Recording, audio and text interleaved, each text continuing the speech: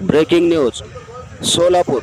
उपमुख्यमंत्री अजित पवार आणि गृहमंत्री देवेंद्र फडणवीस यांच्या सोलापूर दौऱ्यादरम्यान सोलापूर विमानतळावर गाड्यांचे मोठ्या प्रमाणात आगमन झाले।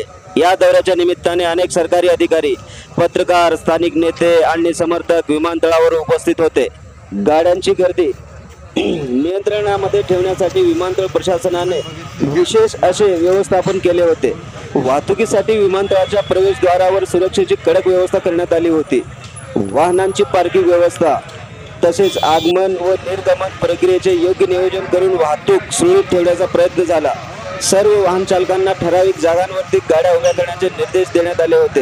विमानतळाच्या बाहेरील परिसरात सोलापूर शहरातून आलेल्या अनेक लोकांची गर्दी दिसून आली। दौऱ्यातील नेत्यांच्या स्वागतासाठी त्यांच्या समर्थकांनी विविध ठिकाणी स्वागत द्वार उभे केले होते।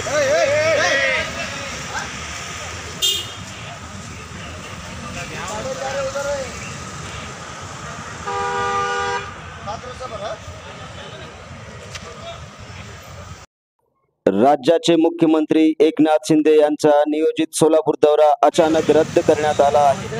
प्रशासनाने या दौऱ्यासंदर्भात तयारी केली होती, मात्र काही तांत्रिक कारणामुळे त्यांचा दौरा रद्द करण्यात आला।